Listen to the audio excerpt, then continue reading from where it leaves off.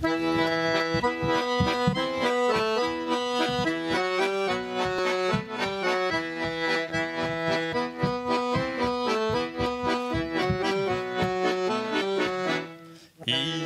est le mouton noir dans le troupeau d'agriculteurs. Il est le mouton noir dans le troupeau d'agriculteurs, duquel on rit, duquel on se moque. Donc voilà, Denis Armand, Mazespannais, je suis situé dans le Gard, au nord de Nîmes. On a un domaine qui fait 70 hectares. Bon, il y a 20 hectares qui sont sur le nom de ma fille, qui travaille en bio. Moi, j'ai 40 hectares de vignes. Enfin, j'ai 40 hectares. J'ai 20 hectares de vignes. J'ai 20 hectares de terres labourables. Voilà un petit peu pour tout ce qui est culture. On fait sur ces terres labourables, on fait des luzernes, des sainfoins, du blé, de l'orge, des fèveroles. J'ai en plus sur le domaine, j'ai un troupeau de moutons. On parlait tout à l'heure de ferme. Je vais essayer de m'en approcher un petit peu, moi. Donc, je suis dans un endroit où je suis tout seul, je suis dans une combe. Il y a de la forêt de partout, de la grille de partout. Et je suis issu d'un milieu vitivinicole, mais aussi éleveur. Mon père était éleveur. Donc, ceci peut-être peut expliquer cela, quoi. Donc voilà, on a un petit troupeau de moutons, j'ai 2 ânes, j'ai quelques ruches. Il faut du cochon dans une ferme, si vous considérez que les sangliers sont des cochons maintenant plus ou moins domestiqués, j'en ai un gros troupeau. Donc, j'ai pas de pigeons, mais j'ai des tourterelles qui sont sédentarisées sur le domaine. Enfin, il y a un tas de choses il y a un tas de bestioles qui vivent sur le domaine, sur l'entité, quoi. Donc voilà, revenons un petit peu. J'ai les vignes, l'activité est quand même très vitivinicole, hein. Tout ce qui est à côté, céréales, c'est plus un à côté, c'est pour faire vivre un petit peu mes bêtes et on tire un petit peu de revenus là-dessus, quoi. Donc l'historique du domaine, moi je suis issu, comme je vous disais, de parents vitivinicoles, un petit peu éleveurs. On a acheté le domaine dans les années 80. Moi j'ai 58 ans maintenant, je suis un petit peu comme les anciennes générations. Moi j'ai travaillé pendant 20 ans sur le chimique, hein. J'ai fait du chimique pendant 20 ans. Mes vignes, il n'y a pas un brin d'herbe dedans. Il y a eu des insecticides, j'ai travaillé avec toutes les saloperies qui puissent exister, j'ai travaillé avec. Maintenant, on est passé, j'ai des anecdotes qui m'ont fait un petit peu évoluer sur les pratiques culturelles sur la vigne. Par exemple, avec mon père, j'avais 12-13 ans à peu près, on a planté une vigne de Syrah, on a fait crever avec le désherbant. La simazine, l'axiam pour certains, et peut-être certains anciens savent ce que c'est, nous a tué la vigne. Donc ça a été un petit peu, à un moment donné, ça m'a un petit peu fait ouvrir les yeux. Quand on a acheté le domaine, mon père aussi me dit, Denis, il y a de la cicadelle verte, il faut tuer la cicadelle verte. On avait un canon. Le lendemain, hop, je sors le canon, D6, plein pot, j'ai tout tué. L'année d'après, je me suis fait enfariner par de l'araignée rouge. Vous savez, j'avais tué tous les typhos. Donc voilà, c'est champion du monde, quoi. Voilà 2 petites anecdotes qui m'ont fait évoluer de cette vie chimique morte vers la bio, vers la biodynamie. Donc voilà un petit peu. Là, le bio, j'y suis arrivé, c'est un petit peu cette histoire qui m'a fait arriver au bio. J'ai découvert après un personnage qui était ancien biodynamiste, qui était un petit peu, pas fâché, mais en contradiction avec nos pontes de la biodynamie, entre parenthèses.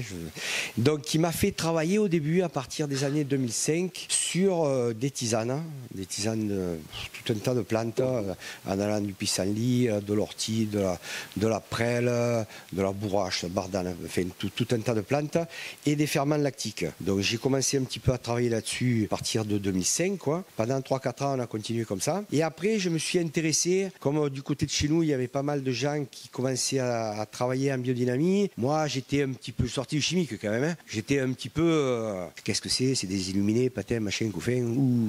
Donc, qu'est-ce que j'ai fait? J'ai regardé, j'ai fait 2 ou 3 stages qui m'ont un petit peu ouvert les yeux. Vraiment, l'ouverture des yeux, ça a été à Beaume-Rousse. Je suis allé faire un stage à Beaume-Rousse avec Stéphane Cozon, et il y avait André Olagnon aussi, qui est un biodynamiste à la retraite et qui nous a fait découvrir vraiment ce que c'était que qui m'a fait découvrir la biodynamie dans sa simplicité, très très important. Donc il fallait pas avoir un billet de 20 000 pour pouvoir acheter un dynamiseur, acheter du matériel et compagnie. Moi, j'ai tout créé par moi-même. J'ai tout créé par moi-même. Donc j'ai acheté une buse de 1000 litres, j'ai fait un dynamiseur en béton. Bon, elle n'était pas ferraille dedans. Derrière, j'ai fait mes appareils de traitement pour faire les grosses gouttes pour la 500, la 500P et le compost de bouse de Maria-Thune. Donc j'ai fait ça. Après derrière, un vieux calon calvé pour les vignerons là, un vieux calon calvé, ça marchait très bien pour faire les silices. Et puis on est parti comme ça. Donc voilà, ce cheminement, le matériel, voilà, pour moi, il fallait que la biodynamie, ça puisse se comprendre, mais que ça se comprenne dans sa simplicité. Voilà. Pour moi, c'est hyper important. Donc après, sur le domaine, l'évolution sur le domaine, le troupeau, tout ce qui est culture annexe, tout ça, m'ont fait quand même évoluer. Moi, au niveau culturel, j'en parlais tout à l'heure avec la personne avec qui je suis venu ici, quoi. Au niveau culturel, au début, on a été très, très interventionniste. On a tombé des raisins, on a fait des palissages hauts, on rognait. Enfin, on a fait un tas de choses. On travaillait les sols plein pot. Moi, j'ai eu quand même décompacté des sols à 40 cm de profondeur dans des vignes qui avaient 60 ans. L'année d'après, je ne vous explique pas. Hein. La végétation coupée en deux, quoi. Tous ces petites choses, hop, on les a éliminées au fur et à mesure pour arriver à un moment donné à un stade où le vigneron, et je ne parle pas que du vigneron, hein, parce que le céréalier est pareil, le maraîcher est pareil, on est tous pareils. Finalement, c'est pas que la vitie, c'est le monde en général et le sol en général. Hein. Donc, on est arrivé à un stade où l'homme, maintenant, moi personnellement, on n'est pas interventionniste, on est accompagnateur des sols et du vignoble derrière et du raisin à la fin, quoi. Le but, c'est de faire du raisin bon, c'est de vendre des bonnes bouteilles que les gens se régalent, quoi. Donc, on est des accompagnateurs. Donc moi, j'en suis arrivé à ce stade où maintenant, on est dans une situation où on fait de moins en moins de choses sur la vigne. On fait de moins en moins. C'est-à-dire qu'on rogne pratiquement plus, on ne tombe plus de raisin, on traite quand c'est le moment de traiter. C'est le moment, hop, il y a un peu de mildiou. Pourquoi du mildiou? Calculons, on en a parlé tout à l'heure, trop de végétation, tu as trop labouré tes vignes, tu as refait de l'azote, tu as fait minéraliser, donc tu actives la végétation. Il faut arriver à piloter ça, comme il disait tout à l'heure, c'est de l'observation, c'est un petit peu le bon sens paysan, j'aime pas trop ce système, mais l'observation, la vision des choses, la vision du monde qui va te faire un petit peu lever le pied et dire ça il faut le faire maintenant, ça j'aurais pas dû le faire, ou il faut que j'arrête. Voilà un petit peu accompagner la vie, accompagner la vie dans le sol, accompagner la vie dans le cep, accompagner la vie dans le cépage, enfin dans le feuillage, et après accompagner la vie dans les vins, parce que le but, nous, à la fin, c'est de faire du vin. Donc pareil, en vinif, je suis pas du tout interventionniste. Moi, je fais beaucoup de blanc. Bon, pour un domaine viticole dans le Languedoc, moi, je fais 60% de blanc. Pourquoi ça? Le blanc, je sais qu'à un moment donné, il faut aller au charbon. Hein. Quand les raisins rentrent, il faut presser, il faut y aller. Ça correspond un petit peu à l'énergie que j'ai à moi. Donc je pense que je me suis un peu orienté là-dessus à cause de ça. Il y a un concours de circonstances extraordinaires, c'est que j'ai planté des grenaches blancs dans une terre qui, il y a un 84-85 sur une parcelle. Moi, je ne les ai pas vinifiés parce que je portais tout à la copée, mais j'ai un pote qui me les achetait toutes les années. Il en était super content. J'ai dit, c'est quand même bizarre. Donc après, quand j'ai eu vinifié les grenaches blancs, j'ai compris pourquoi ils me les achetaient bien. Parce que ça faisait des vins avec de la fraîcheur, avec de la gourmandise, avec un joli corps. Donc je me suis orienté sur les blancs. Après, bon, j'ai découvert Sancerre, j'ai découvert tout salon Sancerre. J'ai 13 cépages blancs à la maison, quoi. Donc vous voyez. Donc je fais 60% de cépages blancs. Je peux faire à peu près 25-30% de rouge et un peu de rosé, quoi. Et donc pour les techniques de vinif, donc par exemple sur les blancs, pour les vignerons, on fait des pressurages. Moi, je débourbe pas. Je fais pas de débourbage. Je laisse la nuit dans un cuvon. Je tire les jus clairs. Je mets un cuve. Je tire 30 litres de bourbe sur 30 hectos. Et je mets tout ça en cuve. Je refroidis pas mes blancs. Je refroidis pas les blancs. Au début, je laisse démarrer les fermentations. Naturellement, ça démarre. Il n'y a pas de souci. Des fois, ça met une semaine. Et c'est pas grave. Il se fait un voile blanc, ça s'oxyde un petit peu sur le dessus, mais la fermentation derrière va enlever ce voile, enfin, j'ai plus de vin oxydé sur la fin, quoi. Bon, les œnologues, ça leur plaît pas trop, ça. Mais tant pis, hein, c'est pas grave. Donc, on est dans ce phénomène de non, comment dirais-je, de non-intervention. Après, dès que les fermentations démarrent, là, bon, il y a les drapeaux, on refroidit quand même. Hein. On tient les vins entre 22, 24 degrés, les blancs. Je vous citerai beaucoup de blancs, hein, parce que je fais beaucoup de blancs. Hein. Donc, et en plus, c'est ma marotte un peu. Hein. Donc, on fait des blancs, on vinifie des blancs à 24 degrés. On va, c'est des levures, je sélectionne les levures qui sont dans les cuves. Il y a des levures qui vont bien vinifier à 24, d'autres qui vont bien vinifier à 22. Donc tu vas faire un choix de levure sur une cuve ou telle cuve et tu ensemences le reste de la cave. Mais ça, à la fin, c'est pas la même, hein, faut pas rêver. Hein. Donc je pilote là-dessus. Donc on refroidit les vins pendant la fermentation. Une fois que les fermentations sont terminées, hop, normalement même en milieu de fermentation, je vais faire un soutirage parce que quand même il y a des bourbes un peu. Dès que ça commence un peu à cocoter, on met propre, on fait une mise au propre et après hop, on démarre sur des phases d'élevage tranquillement. Soit en cuve, soit en barrique, soit en foudre, soit maintenant en jarre. Donc voilà, on démarre un petit peu les élevages et hop, les vins font les malots tranquillement. Il n'y a pas besoin d'intervenir, quoi. Les doses d'azote dans les vins sont correcte. Je finis mes sucres, à part sur certains blancs, mais sûr, quand tu ramasses un peu tard, des fois, que tu as moins d'acidité, que tu as plus d'alcool, c'est sûr que les fermentations sont un peu plus languissantes, mais ça donne plus de corps dans les vins. Enfin, voilà, moi, c'est un petit peu mes techniques de vinif. Comme on disait tout à l'heure, c'est le moins d'intervention possible, mais justifié à un moment donné. Voilà un petit peu sur le côté vinification. Après les élevages, les mises en bouteille, donc on fait des mises en bouteille un petit peu bonheur parce qu'on a besoin à un moment donné de sortir les vins. Il faut faire un peu de la trésor. Donc, et après, on fait des élevages beaucoup plus longs sur 1 an, 2 ans et compagnie, quoi. Voilà un petit peu pour la vinif. Après, ce parcours biodynamique, c'est pas un monument, quoi. C'est pas un monument. Il faut y aller tranquillement, mettre un pied devant l'autre. Ça, c'est André Olagnon qui m'a dit ça. Va doucement, prends ton temps. Tu fais ça maintenant. Demain, tu fais qu'une bouse, qu'une 500. Maintenant, fais-la. Si tu dois en faire 2, si tu dois la seconde, si tu dois faire 2 ans après, tu les feras, mais prends ton temps. Et je pense que c'est le plus important, quoi. Pareil pour les silices. Moi, je fais sur le domaine. Là, je vais faire des mariatunes là maintenant. On va autour du 15 mars. Après, on va faire autour du début mai une 500 ou une 500p. Je fais une silice à peu près fin juillet, début août, quoi, hein. J'essaye surtout la première semaine d'août, qui est une semaine très très compliquée pour le végétal, d'encadrer là plus sur des tisanes de plantes et sur des ferments lactiques, quoi. Cette première semaine d'août qui est un peu difficile. Donc voilà, après moi j'utilise la biodynamie. Pour moi c'est un tout, c'est le domaine, mais ça m'embête que j'ai en ce moment sur le domaine, elles sont aussi importantes pour moi, enfin c'est personnel quand même, pour moi que les préparations que je vais mettre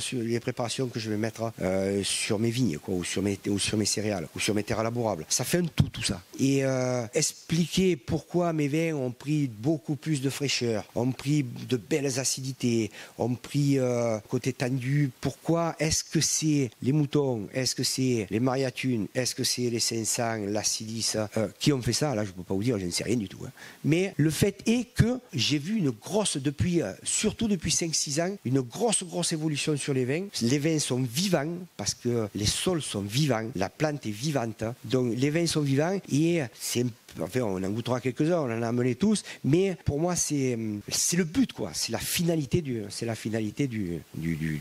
ce parcours biodynamique. Voilà un petit peu, bon, des anecdotes, je pourrais en raconter.